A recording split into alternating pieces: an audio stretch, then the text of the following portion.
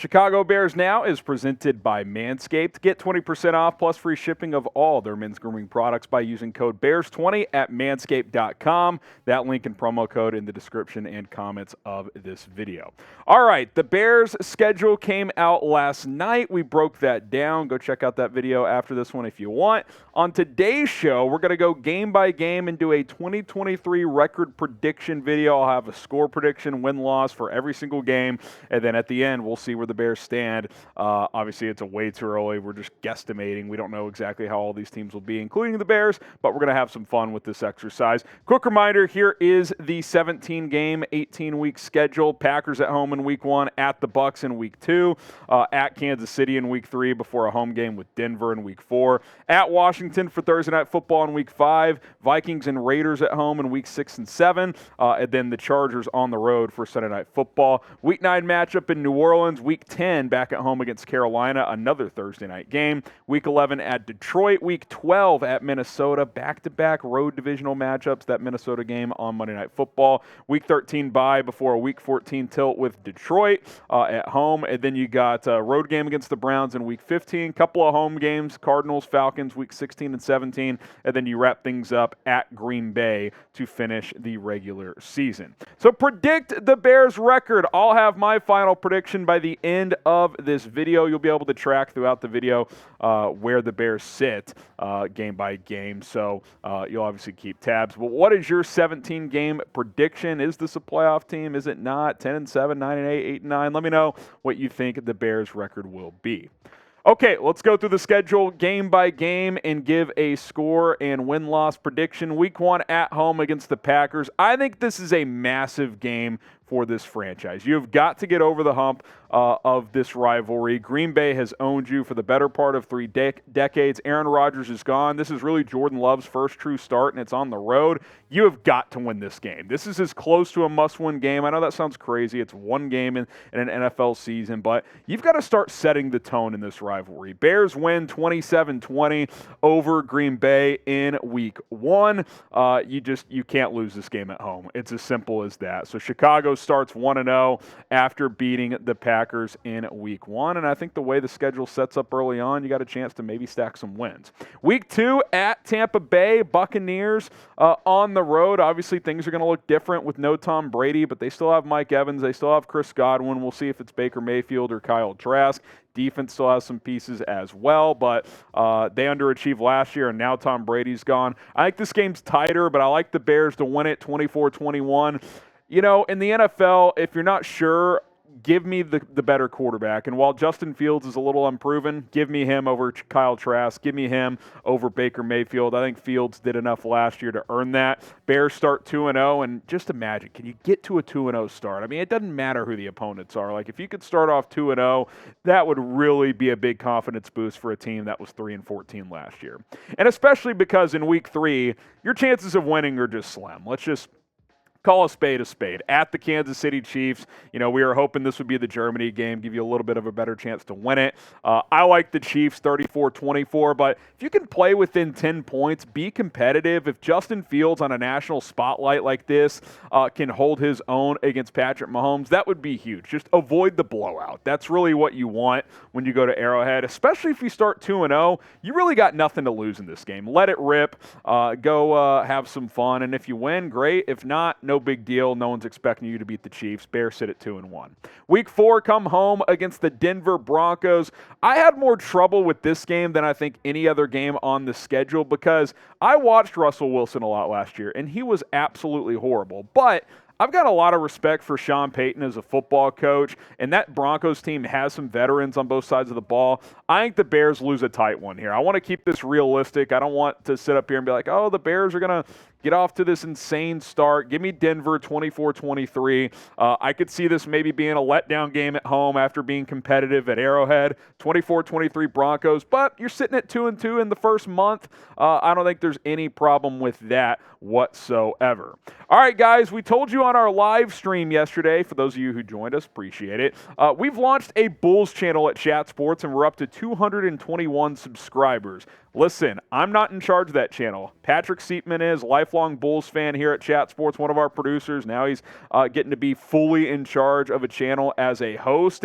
But I will be involved a little bit, I think. We haven't completely ironed that out, but as the Bears host, obviously I want to be involved with our Bulls coverage as well. So here's the deal. Once we reach 1,000 subscribers, I'm going to hop on our Bulls channel and do a video for you guys. Whether it's with Patrick Seatman or on my own, I will hop on the Bulls channel, do a video once we get to 1,000 subs. So if you want to see me breaking down some Bulls news and rumors, go ahead and subscribe. Let's get to 1,000 subs. It's youtube.com/@BullsReport. That link will be replied to the pinned comment on today's video as well, or it might even be the pinned comment. So go subscribe, go check it out. Let's get to 1,000 subs on our Bulls channel. Okay, week 5 at the Washington Commanders. First primetime game, Thursday Night Football. I'm shocked the NFL ran this Thursday night game back after how brutal of a game it was last year, but I think both teams need redemption, especially the Bears this time around. I think they get it, 23-16. If Jacoby Brissett is starting for Washington at this point, if Sam Howell's not the guy, I'm a little more concerned going on the road for this game. But if it's Sam Howell, he's very unproven. I like Chicago to go in there and win. You've got the better quarterback between the two, at least based on what we know right now. Bears get back on the winning track. They're 3-2. Week 6 at home against the Vikings. The way I see Minnesota is, okay, you're probably going to split with these guys, right? I mean, I think they're kind of in similar tiers. The Vikings get the benefit of the doubt for having a good year last year, but I think they're a prime regression team. I think the Bears win this one. They win at home 31-30. I think these two matchups this year with Minnesota could be some shootouts. I don't expect the Bears to have an awesome defense. I don't think the Vikings are going to have a very good defense. So Bears win a shootout 31-30. They improved to 4-2 through 6 games on the season. Again, you got some winnable games early on the schedule. I kind of view that Denver and Minnesota game like, okay, win one of those, lose one of those. That's probably how I see it playing out, and I'd rather win the divisional matchup. Now, pick a Bears game that you would like to go to this year. Any game on the schedule, home, away, doesn't matter. If you could pick one, which one would it be? I mean, week 1 against the Packers, that's pretty enticing to me. Let me know what you guys think. Which game would you like to go to? Now, today's show is sponsored by our good friends over at Manscaped. Summer is upon us, and you want to be looking your best, feeling your best, and the Performance Package from Manscaped is going to keep you nice and groomed, nice and tidy there. It comes with the Lawnmower 4.0, which is going to help you shave downstairs, and hey, pool season, you're showing more skin. You don't want some hairs to get loose and be leaking out there. That's just a bad look for the fellas, if you know what I'm saying. You get the Weed Whacker 2.0 improved nose and ear trimmer product as well. You've got the crop gel there that's going to keep things nice and smooth downstairs. It also has a couple of throw-ins. You get the boxers that are very comfortable, the travel kit as well, where you can throw all these products together if you're on the road, whatever the case may be. You can throw them all in there. You are good to go. Get the Performance Package 4.0 today at manscaped.com. Use code BEARS20. You'll get 20% off, and it's really more than that in this case, because if you buy all these products separately, it's well over $150, but this bundle gets it down to just over $100 with the promo code BEARS20. So check the comments, check the description, get going with Manscaped today. Week 7 against the Raiders at home. You beat the Raiders a couple of years ago when you weren't a very good team, and that was on the road. That was in Justin Fields' rookie season. You should beat Vegas at home. Jimmy Garoppolo is a very average quarterback. He's also injury prone. Who knows if he'll be healthy for this game? Hopefully he is. I'm not rooting for him. He'll be coming back to his stomping grounds. He's from the Chicago area. Bears 27, Raiders 20. I don't know what direction the Raiders are going in, but I don't think it's a good one. I think the Bears win it, and it sounds crazy, 5-2, but you tell me. I mean, the schedule lines up where you have some winnable games. Doesn't mean you're going to win them all. I had them losing the Broncos game, a game I think they could win, but 5-2, I think getting off to at least a 4-3 start with these first 7 games is vital if you want to be a playoff team.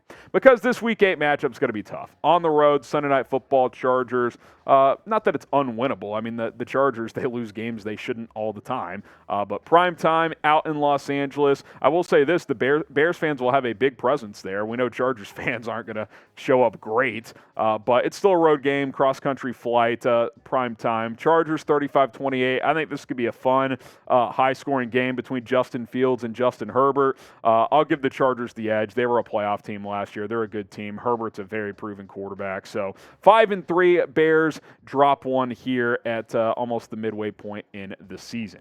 Then you go down to New Orleans. So that's kind of a tough back-to-back road game pairing, right? You go to the Chargers, you go to the Saints, and this is when the schedule really kind of gets tough. Weeks 8 to about week 12. We'll kind of progress here as we go. I'll give the Saints a slight edge. You know, I think this is one of those 50-50 games. Whoever the home team was is who I probably would have gone with. Derek Carr, you know, he's got his flaws, but he's been around for a while, and he started a lot of games in this league. I'll give him the edge. 28-27, Saints win this one. Bears fall to 5-4 on the season, which, hey, if they start 5-4, I think I'll sign up for that every day of the week. Week 10, to me, one of the most important games on the schedule for a couple of reasons. One, during this 5-game stretch, you've got 4 road games, starting with that Chargers game, and you've got 1 home game. It's in prime time, and it's at home. Thursday Night Football against the Panthers, a team that is rebuilding still. I know Bryce Young's got a lot of talent, but he's still a rookie quarterback. You've got to win this game for this season, but also for the draft next year. You want the Panthers to lose as many games as possible because you have their first-round pick. So hand them another loss. Help yourself out long-term as well. Bears win it 31-21. They need to handle their business in these 2 Thursday night games. At Washington, at home against Carolina. Chicago has not been good in prime time in recent years, but those are 2 very winnable ones. I expect them to win those 2 games. Bears get it done, improve to 6-4 through 10 weeks on the season. If you love the Chicago Bears, go ahead and subscribe right now. Hit that big red button. We're going to have you covered here on a daily basis. It's youtube.com/BearsNow. Go ahead and subscribe today. And speaking of Carolina, will the Bears get a top 5 pick from the Panthers next year? I'm hoping so. Type Y for yes, type in for no. Beating them, it would help go a long way. Okay, week 11 here. At the Lions, you played Detroit twice in a month here. We got week 14 coming up as well. You know, road game. You've got extra time to prepare, so I think the Bears have a chance here, but Detroit's the favorite in the division for a reason. I'm not convinced they'll be able to live up to all this hype. I mean, the fact they're getting the opening night game against the Chiefs is kind of crazy to me, but I'll give the Lions the edge. They deserve to be the favorite until proven otherwise. Detroit 31, Chicago 24. Bears now sit at 6-5 on the season as we shift to week 12. At Minnesota, Monday Night Football. So again, at Chargers, at Saints, Panthers at home, at Lions, at Vikings. This 5-game stretch before the Week 13 bye is critical. You got to survive. Can you go 2-3 here? I got Minnesota winning. I told you earlier, I think splitting with the Vikings is probably the likely scenario. 33-27. Minnesota wins a high-scoring affair here. Bears fall to 6-6. And if you know what? If you're sitting 6-6 heading into the final stretch, you got a bye week in week 13, I think you're sitting pretty because the final 5 games are very manageable. And for me, after watching this team last year and quite frankly Nagy's last year as well, get me to the month of December in the hunt. That's really all I can ask for. And if you're 6-6 in the NFC this year and in this NFC North, you're going to have a chance come December. And then you got week 14 at home, coming off the bye week against Detroit. I know Detroit's the favorite in the division, but you got to split with them. And you get the extra full week here coming off the bye. I like Chicago, 28-24. Get it done. Get that critical home win against the Detroit Lions. That gets you back above 500 at 7-6, and that really sets you up nicely for the final 4 games as well. Next up is the Cleveland Browns on the road. I kind of penciled this game along with the Broncos game of gosh, I just don't know, because is Deshaun Watson going to get back to elite form? He hasn't been that since 2020. Obviously, he's had all kinds of issues since then, hasn't played much football, but it's still a road game. We know what happened last time Chicago went to Cleveland. Justin Fields got pounded.